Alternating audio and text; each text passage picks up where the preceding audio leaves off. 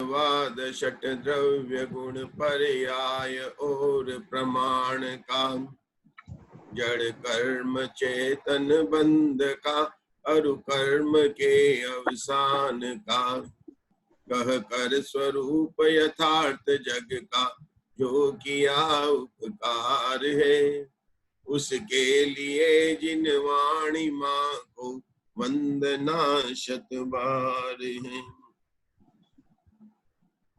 तीन भुवन में सार वीतराग विज्ञानता, शिव स्वरूप शिवकार, नमः त्रियोग समहारिके। तुम्हारे पास कॉपी पड़ी है ना? कॉपी पड़ी तो है, लिख रहा हूँ हम सर।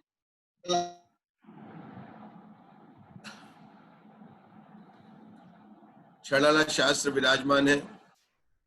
दौलत राम जी कृत इस छड़ाला में 6 ढाल में से प्रथम 3 ढाल का अपना यहाँ पर स्वाध्याय हुआ। पहली ढाल के अंदर दौलत राम जी ने वितराग विज्ञानता को नमस्कार किया और उसके बाद में इस बात का निर्देश किया कि संसार में कोई भी सुखी नहीं है, सभी लोग दुख से भयवंत हैं और सुख को चाहते हैं। फिर दौलत राम जी ने प्रतिज्ञा वाक्य में कहा कि मैं जैसी आचार्यों ने दुख दूर करने की और सुख को प्राप्त करने की कथा है, वह इस छड़ाला शास्त्र में मैं आपको कह रहा हूं।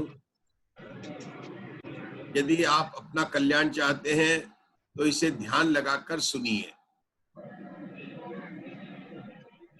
उसके बाद सबसे पहली ढाल के अंदर आचार्य ने, पंडित दौलत राम जी ने उन आचार्यों के द्वारा कही हुई 4 गतियों के जो विभिन्न परिस्थितियां बन रही है उनका वर्णन किया और पहली ढाल के अंत में बता दिया कि यह जिस संसार में सम्यक दर्शन के बिना दुखी है।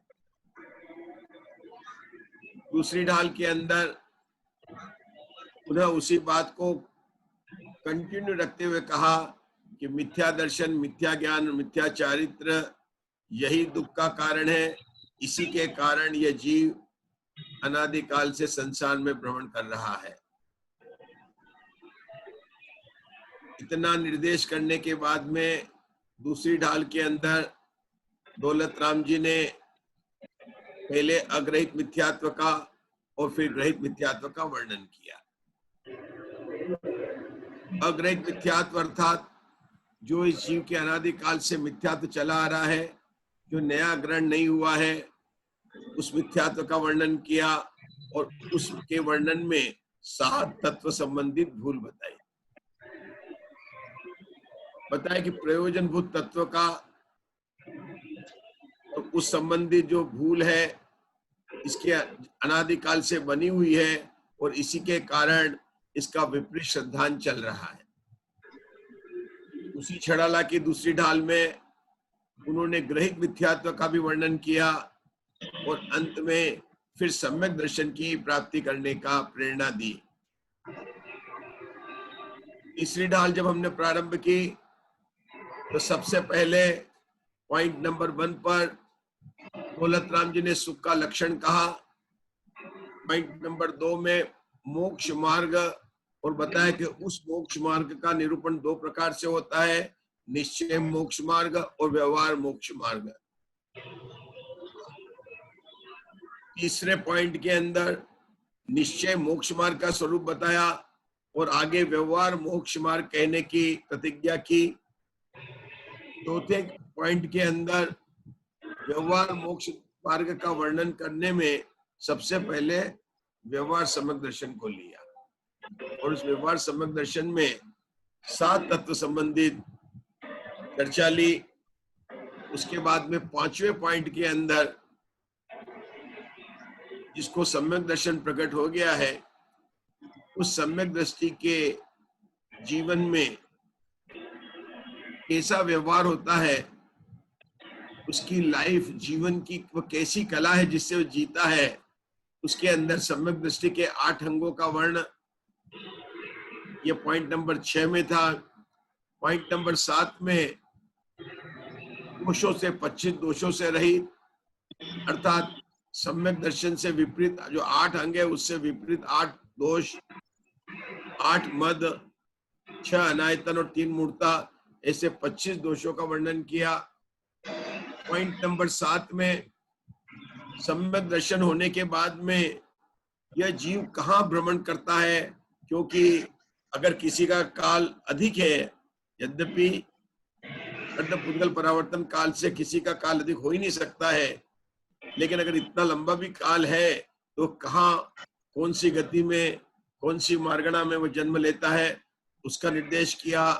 और अंत में पुनः सम्यक दृष्टि की महिमा करते हुए दौलत राम जी ने तीसरी ढाल के अंदर हमें सम्यक दर्शन की प्राप्ति करने का पुनः प्रेरणा दी। अब 3 ढाल होने के बाद में हम चौथी ढाल का स्वाध्याय करने से पहले 2 विशेष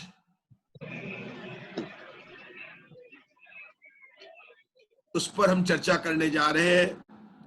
पहला विषय है कि सम्यक दृष्टि निशंक होता है, अर्थात मिथ्या दृष्टि जीव को जिनेंद्र भगवान के वचन में शंका होती है। तो मिथ्या दृष्टि को जिनेंद्र भगवान के वचनों में क्यों शंका होती है, इस विषय पर चर्चा।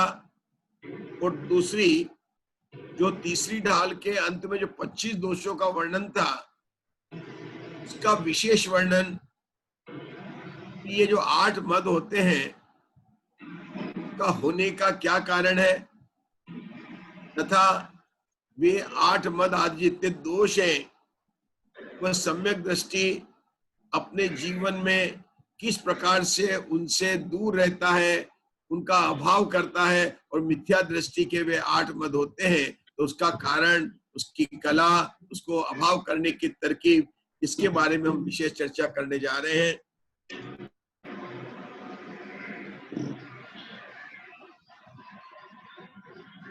ये तो हुआ पहली 3 ढाल का अपना संक्षेप में, ब्रीफ में समरी।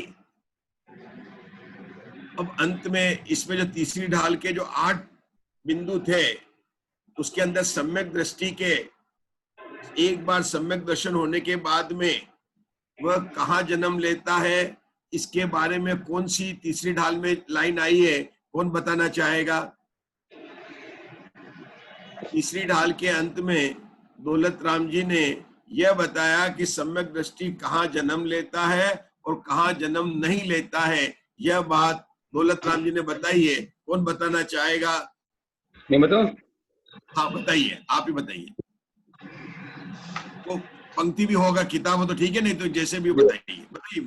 प्रथम नरक बिन षटभुज ज्योतिष वान भवन षट नारी, अवर विकल त्रय पशु में नहीं उपजत सम्यक धारी, 3 लोक तीन काल माही नाही दर्शन सोच पुकारी, सकल धर्म को मूल ही इस बिन करनी दुखकारी। बहुत बढ़िया। लेकिन जो इसमें सिर्फ 2 लाइन है, जो आपने अंत की जो 2 लाइन बोले, 3 लोक तीन माही, वह सम्यक दृष्टि की महिमा की लाइन है। मतलब वहां से अपना 8वां प्रकरण चालू हो जाता है, क्योंकि 8वां प्रकरण क्या है, तीसरी ढाल में 8 बिंदु है ना, तो 8वां बिंदु है सम्यक दृष्टि की महिमा और सम्यक दर्शन प्राप्त करने की प्रेरणा, वो 8वां बिंदु है। वो शुरू होता है 3 लोक माही। लेकिन जो आपने पहले 2 लाइन बोली थी, उसके अंदर सम्यक दृष्टि होने के बाद में ये जीव कहाँ कहाँ जन्म लेता है, मतलब ये बात बताई थी। तो निधि जी आप बताएंगे, निधि जी दिल्ली, आप बताएंगे कि आपकी ये जो अभी मुकेश भाई ने बताया कि सम्यक दृष्टि की जो 2 लाइन बोली है, उसके अंदर मार्गणा के अपेक्षा से कौन सी मार्गणा की बात आई है? अपन कहा कहाँ जन्म लेता है, जैसे नरक गति, मनुष्य गति, देव गति, गति, ये 4 गति हो गई। अगर हम कहें 1 इंद्रिय, 2 इंद्रिय, 3 इंद्रिय, 4 इंद्रिय, इंद्रिय मार्गणा हो गई। और अगर हम कहें कि स्थावर काय और त्रस काय, तो काय मार्गणा हो गई। हम 3 ही मार्गणा की बात कर रहे हैं, क्योंकि उन 2 लाइन में 3 मार्गणा की बात आई है। फिर से बताता हूं, हमारा विषय क्या चल रहा है कि जो तीसरी ढाल का 7वां बिंदु है, उसमें दौलत राम जी ने यह बताया कि एक बार सम्यक दर्शन हो जाए तो वह जीव 4 गति में तो जा सकता है, लेकिन कहाँ जा सकता है और कहाँ नहीं जा सकता है, इस बात का उन्होंने वर्णन किया है तीसरी ढाल में। अब ये बात अपने को मुकेश भाई ने भी बताई अब मेरा प्रश्न है कि उन 2 लाइन में दौलत राम जी ने जो बताया उसमें गति मार्गणा, इंद्रिय मार्गणा और काय मार्गणा, इन 3 की क्या बात निकलती है?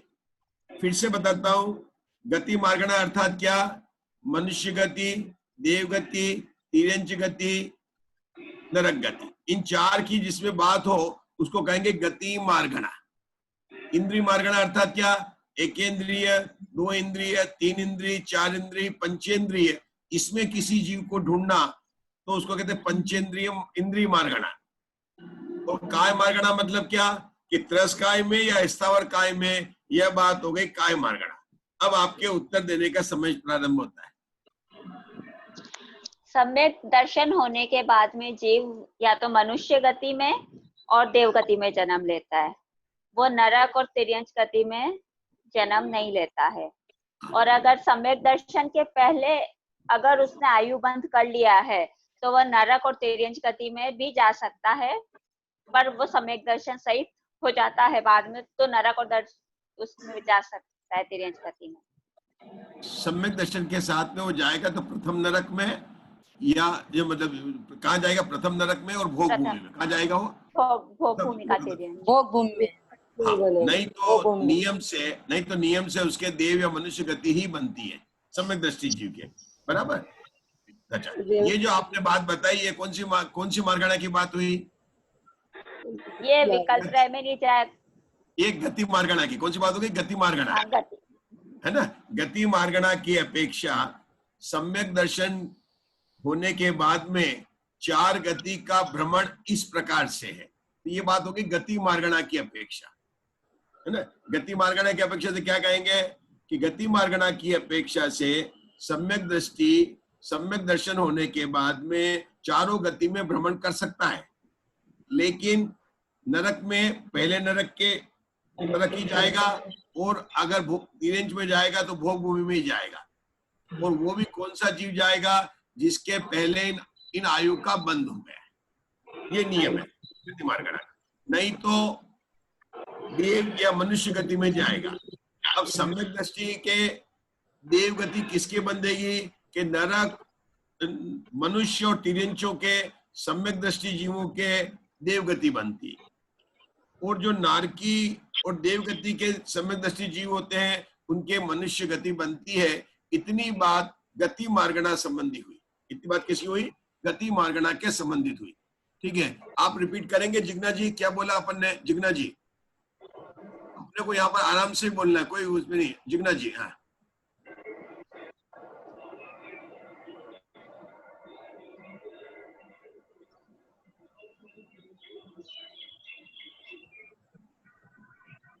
नहीं मेरे को नहीं पाएगा। अच्छा, नहीं कोई बात नहीं। हाँ, नहीं है। प्रीति महाराष्ट्र जी। हाँ, गति के हिसाब से बोला है, प्रथम नरक से नीचे के नरकों में नहीं जाएगा, विकलत्रय में नहीं होगा, और जाएगा तो वो देव गति और मनुष्य गति में ही जाएगा, सम्यक दर्शन धारण करने के बाद वाला जीव। तो ये गति मार्गणा का आपने सही बताया। हम इन 2 लाइन के अंदर 3 मार्गणा को अलग अलग घटित कर रहे हैं। इन 2 लाइन के अंदर पहली गति मार्गणा, दूसरी इंद्रिय मार्गणा और तीसरी काय मार्गणा। सीमा जी, इन 2 लाइन के अंदर वह कौन सा शब्द है जिसके अंदर इंद्रिय मार्गणा की बात आती है? विकल्प। बहुत बढ़िया, अनुमोदना, बहुत बढ़िया। विकल्प है कि 2 इंद्रिय, 3 इंद्रिय, 4 इंद्रिय जीव विकल्प होते हैं, है ना। और ये विकल्प शब्द से क्या बात हुआ कि यहाँ इंद्रिय मार्गणा की बात है। प्रथम नरक भिन्न षट्भूत, है ना। आज प्रथम नरक भिन्न अर्थात गति मार्गणा की बात कर रहे हैं, क्योंकि नरक गति होती है। विनोद जी, यहाँ पर एक ही लाइन के अंदर हम 3 डिफरेंट मार्गणा को घटित कर रहे हैं। मार्गणा अर्थात किसी भी जीव को जो कि संसार में है, हम उसको बताना चाहे कि वो कहाँ पर है, हम उसको ढूंढना चाहे, उसका सर्च इंजन में डालें, तो सबसे पहले हमें देखना पड़ेगा वो कौन सी गति में है। हम किसी जीव को भी पकड़ना, जैसे हम किसी जीव के पास पहुंचना चाहते हैं दुनिया में, तो मैं पहले बता रहा हूँ हिंदुस्तान में है कि अमेरिका में कि यूके में है, फिर हम वहां जाके पूछेंगे कि उस देश में कहां पर है। तो इसी तरह से हम किसी जीव को ये ढूंढना चाहे कि कहां पर है, तो सबसे पहले हम गति मार्गणा को लेते हैं। पहले नंबर पर आती है कि वह जीव अभी नरक गति में है, देव गति में है, मनुष्य गति में, तिरंज गति में। ऐसा कहने से क्या होता है कि सब जगह ढूंढने से बजाय हम केवल उसी गति में जाते हैं। फिर उस गति में जाने के बाद में हम उसको देखते हो कौन से इंद्रिय का जीव है, ठीक है ना। दूसरी मार्ग नाम क्या, इंद्रिय। तो यहाँ 2 लाइन में प्रथम नरक का बिन, इसमें गति मार्गणा की बात है। दूसरा शब्द था विकल्पत्रय, ये इंद्रिय मार्गणा की बात है। अब आप कौन बताएगा कि इसमें काय मार्गणा की कौन सी बात है? मंजू जी जैन, मंजू जैन आप अनम्यूट करेंगे? मंजू जैन, मंजू जैन जी नहीं बताया। अच्छा कोई बात नहीं। सुनीता जी आप बताइए, सुनीता जी।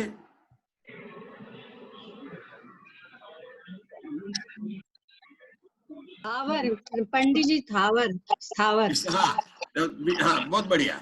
षटभू, जो षटभू लिखा ना, षटभू, हाँ, पृथ्वी काय, जल काय, अग्नि, 6 काय लिखा ना, ठीक है ना। हाँ, अपने को पूरा समराइज करेंगे लक्ष्मी जी। षटभू जो है वो काय मार्गणा आ गई, एक ही है ना, एक ही लाइन में। अब तो अपने को इंद्रिय मार्गणा की भी बात हो गई, काय मार्गणा की भी बात हो गई, गति मार्गणा की भी बात हो गई। अपनी चर्चा अपन रुकते हैं यहाँ पर। एक बार कोई भी चाहे तो इसको समराइज कर सकता है। आशा बहन तलाटी है क्या? जी, जय जिनेंद्र। जय जिन। आप इन 2 लाइन में तीनों मार्गणा को बताइए, तीनों मार्गणा को। इंद्रिय कौन सा शब्द है?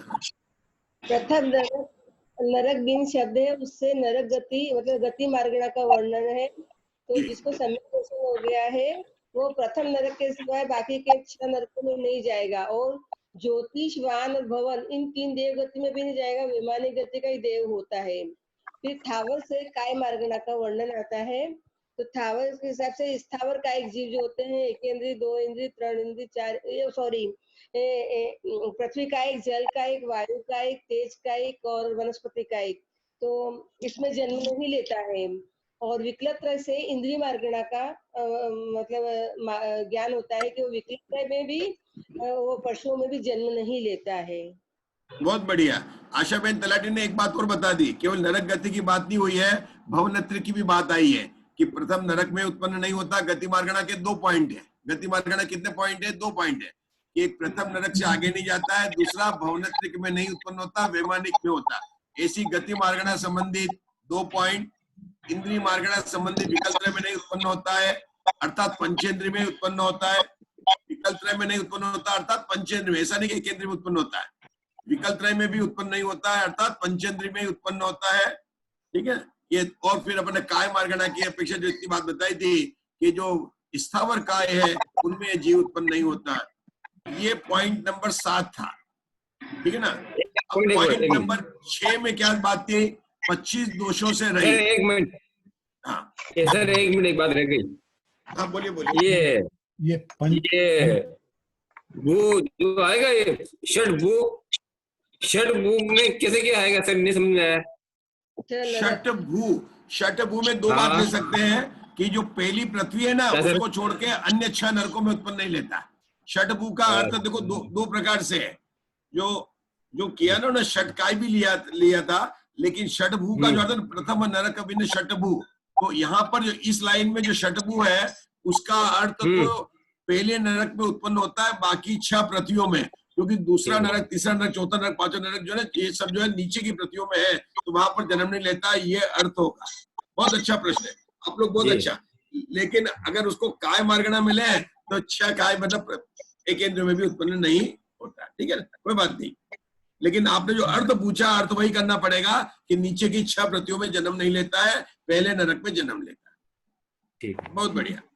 अब जो छठा पॉइंट था, ये पंडित जी एक प्रश्न मेरा है कि पंचेंद्रिय में संगी असंगी 2 भेद होते हैं, तो असंगी नहीं होगा?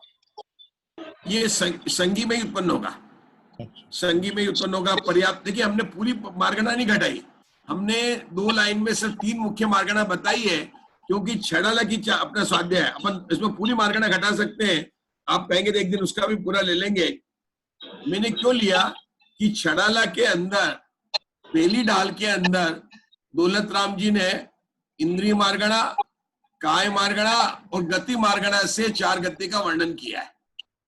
क्योंकि उन्होंने शुरू किया ना, निगोद से चालू किया है, तो 1 इंद्रिय हुआ, 2 इंद्रिय हुआ, फिर त्रस की पर्याय मिली और फिर गति की चेंज की। तो दौलत राम जी ने पहली डाल के अंदर मुख्य रूप से 3 मार्गणाओं में वर्णन किया है, गति मार्गणा, इंद्रिय मार्गणा और काय मार्गणा। उसके साथ में संगी मार्गणा आई है, क्योंकि संगी का भेद हुआ है, और पर्याप्त और अपर्याप्त की भी आई है, दोनों बात वहां पर आई है। जो 20 प्ररूपणा है ना, अभी अपन उसके विषय में जा रहे हैं। तो मैंने सिर्फ 3 मार्गणा को ही याद किया यहाँ पर, क्योंकि यहाँ पर तीसरी डाल के अंत में उसको लेकर बात बताई है कि सम्यक दर्शन होने के बाद में यह जीव कहाँ जन्म लेता है। बहुत बढ़िया। अब एक प्रश्न और करके आगे का विषय लेते हैं कि जो सम्यक दृष्टि जीव 25 दोषों से रहित होता है, उन दोषों के सिर्फ नाम, ग्रुप के नाम बताने हैं कि 25 का अंक कैसे प्राप्त हुआ। वैशाली जी जैन, हाँ जी पंडित जी, बताइए।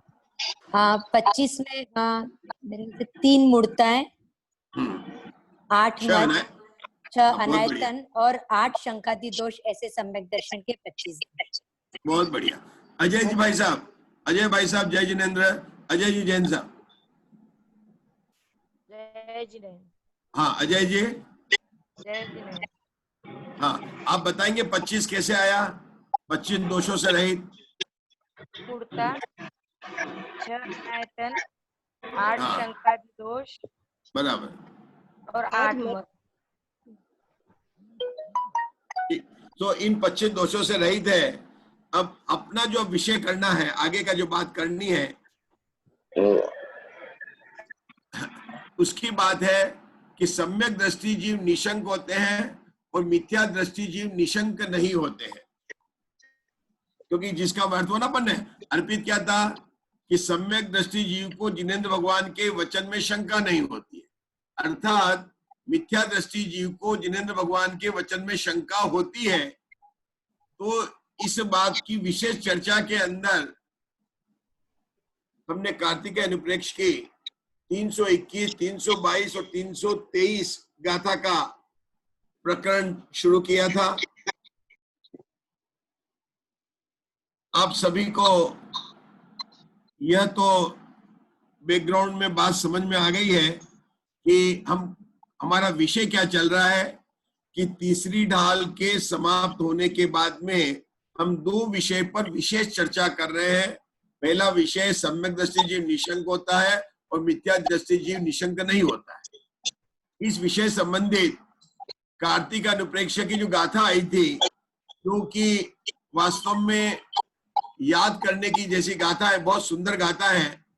हम उन गाथाओं में क्या कहा गया है, जम्म जस जम्मि देशे जैन विहाणेन जम्मि कालम्मि नादम जिनेन नियतम जम्मं वा अहव मरणं वा तम्म तस्सि तम्मि देशे तेन विहाणेन तम्मि कालम्मि कोसक्कदी वारिंदु इंदो वातः जिणिंदो वा। पूरे जैन दर्शन का मर्म भर दिया इन 2 गाथाओं में, 4 लाइन के अंदर।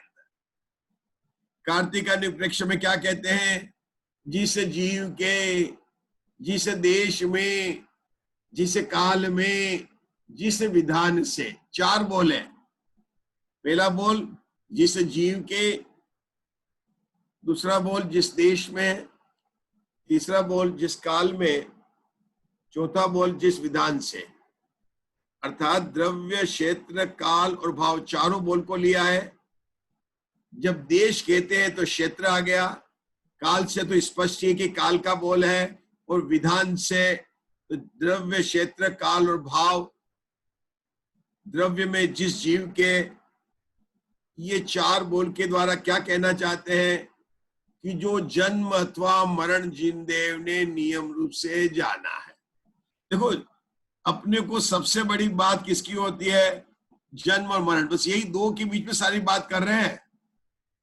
यहाँ क्या कहते हैं कि प्रत्येक जीव का, जो संसारी जीव है, बात चल रही संसारी जीव की, कि उनका जन्म और मरण, जन्म मरण, जन्म मरण, जन्म मरण, जो नियत रूप से जाना है, नियत शब्द का अर्थ निश्चित रूप से जाना है, उस जीव का उसी देश में, उसी काल में, उसी विधान से वह अवश्य होता है।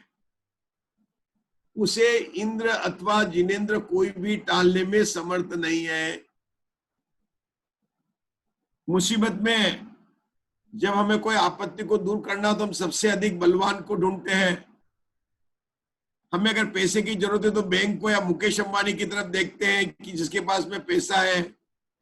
इस संसार में इंद्र जो है लौकिक में पावरफुल समझा जाता है, और देवताओं में तो वितरागी देव में जिनेंद्र भगवान ही महान है, क्योंकि उनको कहा भी गया देवाणु देहु जीर्णवरु।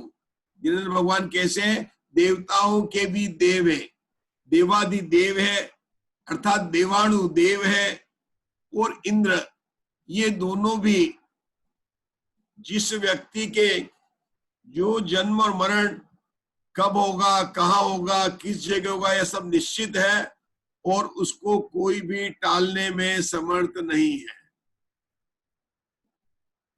यह दो बात हो गई कि जब जन्म और मरण निश्चित है, तो जन्म लेने से मरण के बीच में उस भव में क्या क्या घटित होगा यह भी निश्चित है कि नहीं है।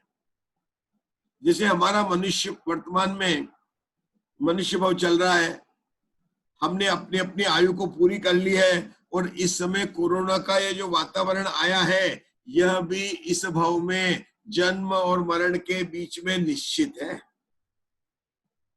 हमें नहीं पता था, लेकिन निश्चित था। यहां कहते हैं कि इस प्रकार से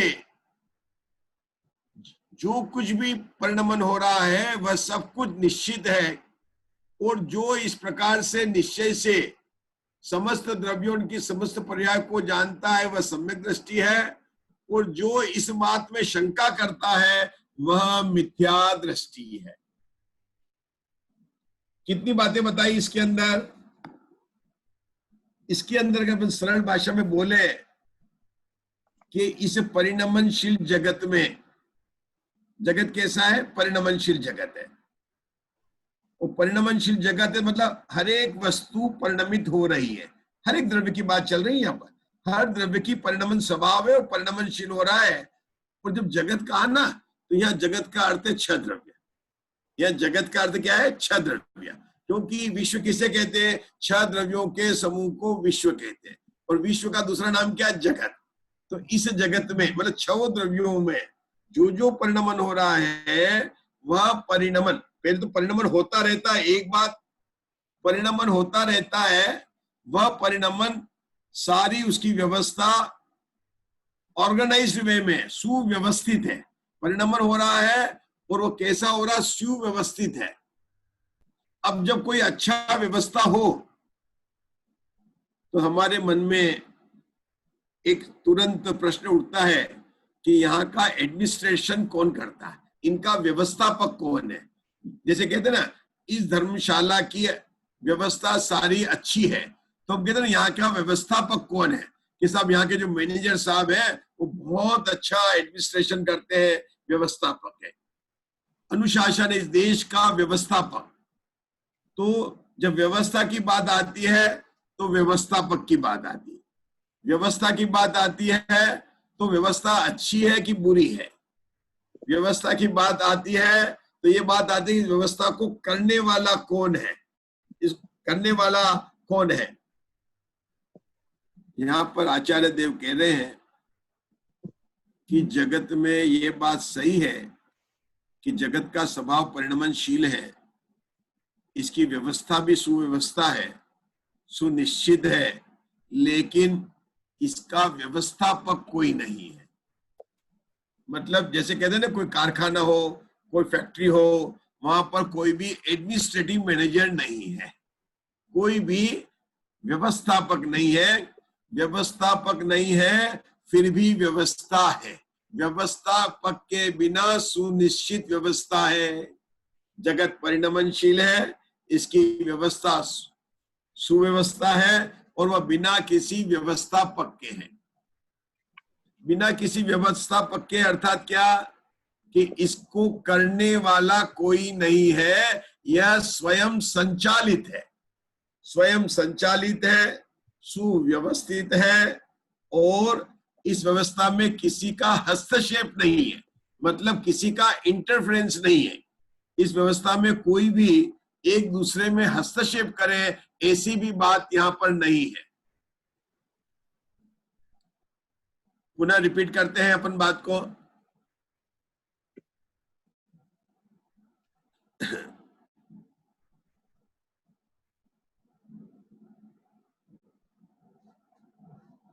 हमने लिखा है, 3 पॉइंट्स आपको दिख रहे हैं। जगत परिणमनशील है, इसका परिणमन सुव्यवस्थित है। परिणमन व्यवस्था है, स्वसंचालित है, उसका कोई व्यवस्थापक नहीं है, व्यवस्था स्वाधीन है, किसी का हस्तक्षेप नहीं है।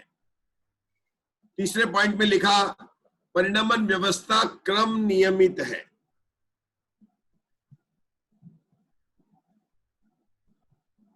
तीन पॉइंट बताए हमने भी आपको, 3 बताए हमने व्यवस्था पद संबंधी। मतलब किसकी बात चल रही? परिणमन कहो, अवस्था कहो, पर्याय कहो, एक ही बात है, तीनों पर्यायवाची शब्द है। अपन परिणमन कहे ना, अवस्था कहे, जैसे अपन ये भी कह सकते हैं कि आम पीला हो गया, आम पक गया, तो वो सब अवस्था, उसके हालत को, दशा को पर्याय कहो, परिणाम कहो, ये तीनों सभी पर्यायवाची शब्द है, मतलब एक ही शब्द वाले शब्द है। हर समय परिणमन होता रहता है, अर्थात क्या हुआ? हर समय हर द्रव्य की एक ने एक पर्याय होती ही रहती है, और ये पर्याय बदलती रहती है। जैसे आम जब से पेड़ से टूटा, तब से उसी समय से हर समय उसका परिणमन हो रहा है। यद्यपि होता है कि कई दिनों के बाद में आपको पीला दिखाई दे, लेकिन पीला दिखाई देने के बाद में उसके पहले उसमें परिणमन की एक एक व्यवस्था है, और हर समय वह बदल रहा है। हमारे जीवन में भी यही है। हम कहते हैं कि हम ये इस साल कितना 80 वर्ष हुए, लेकिन 80 वर्ष में, 70 वर्ष में, 50 वर्ष में, जो भी हमारी आयु 35 वर्ष की जो भी आयु है, उसमें जन्म से लेकर हर समय एक एक समय में हमारा परिणमन होता आ रहा है। बाल अपन लोग मतलब भाई लोग सब अपन काट लेते हैं, तो काटने के बाद में जब बढ़ जाते हैं तो अपने को महीने भर पता चलता है कि बाल बढ़ गए हैं, लेकिन वास्तव में बाल तो जिस समय काटा है ना, उसी समय से हर समय में बढ़ना शुरू हो गए। इसका क्या मतलब हुआ कि एक के बाद एक के बाद ये जो है परिणमन होता रहता है। और ये परिणमन होने का मतलब होना, एक के बाद एक होना, एक के बाद एक होना, इसको बोलते हैं क्रम। क्रम मतलब 1 2 3 4 5 6 7, इसको बोलते हैं क्रम, इसके बोलते हैं क्रम बोलते हैं। लेकिन यहां पर क्या बोल रहे हैं कि जो क्रम हो रहा है ना, वो क्रम सुनिश्चित है। वो क्रम क्या है? सुनिश्चित है। मतलब एक के बाद 2 ही आएगा, एक के बाद में 3 नहीं आएगा। 1 2 3 4 5 6 7 8 9, ये तो वह सीरियल नंबर। लेकिन ये भी निश्चित है कि 3 के बाद में 4 ही आएगा, और 3 2 के बाद जाने में ही आएगा। जैसे आज संडे है, तो संडे सैटरडे के बाद में ही आएगा, और मंडे से पहले ही आएगा। सोमवार के पहले और शनिवार के बाद में आएगा। अब कोई कहेगा कि रविवार तो आया, लेकिन हमको तो मंगलवार के बाद में रविवार चाहिए।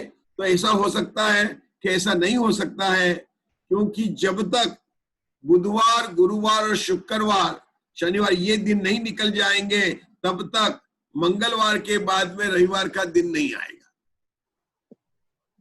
इससे क्या निश्चित होता है कि जिस समय जो पर्याय आ रही है वह भी सुनिश्चित है, वह भी उसी समय आएगी। जैसे आप मंथ का कैलेंडर देखिए, तो जो 15 तारीख है वो कब आई? 14 तारीख के निकलने के बाद में और 16 तारीख के पहले में ये निश्चित है। तो एक के बाद दूसरा, तीसरा, चौथा होना ये क्रम हुआ, और जिस तारीख को आना वही आएगा। मतलब हर दिन वार संडे मंडे बदलेगा, लेकिन सैटरडे के बाद में संडे ही आएगा, सैटरडे के बाद में मंडे नहीं आएगा। ऐसी दो बात यहाँ पर निकलती है। तो एक के बाद एक आना उसको बोलते हैं क्रम, और जिसको आना है उसी को आना उसको बोलते हैं नियमित। मतलब उसका नियम है कि किसको आएगा। उसका दूसरा नाम है बद्ध, मतलब ये निश्चित है कि कौन सा आएगा। क्रम निश्चित है, क्रम होना और कौन आएगा वह क्रम निश्चित है। एक बहुत छोटे से, विनोद जी आजकल के इलेक्ट्रॉनिक एज में उदाहरण समझते हैं। आजकल जो है ना बहुत से ऑफिस, कॉल सेंटर वगैरह 7x24 मतलब 24 घंटे खुले रहते हैं। ऐसे कई कारखाने, मिलें हैं जो 24 घंटे काम करती है। ऐसा नहीं कि दुकान दिन में खुले और रात को बंद हो जाए, लेकिन जो कारखाना होता है वहां पर 24 घंटे काम होता रहता है। बैंक के कॉल सेंटर भी होते हैं, 24 घंटे चलते रहते हैं, उनको बोलते हैं 7x24 आवर्स। तो वहां पर जो काम करने वाले होते हैं ना, तो उनकी लगती है ड्यूटी। तो ड्यूटी कैसे लगती है कि एक दिन में 24 घंटे होते हैं, 8 घंटे की ड्यूटी होती है। तो एक आदमी 8 घंटे आएगा, वो जाएगा, दूसरा आदमी 8 घंटे आएगा, वो जाएगा, तीसरा 8 घंटे आएगा। तो मान लो सुबह 6 बजे से आज का दिन शुरू हुआ, तो 6 बजे से लेकर 2 बजे तक दिन में 8 घंटे हो गए। तो इसमें एक आदमी ड्यूटी पर आएगा। 2 बजेंगे दिन के, दूसरा आदमी आ जाएगा, वो आदमी चला जाएगा और दूसरा आदमी आ जाएगा। जब रात के 10 बजेंगे तो वह आदमी तीसरा आ जाएगा जो सुबह 6 बजे तक रहेगा। इस तरह से 24 घंटे वहां पर आपको कोई न कोई आदमी उपलब्ध रहता ही है, और आप जब भी कोई फोन करेंगे तो आपके फोन कॉल का जवाब मिलेगा, और उसको कहते हैं कॉल सेंटर।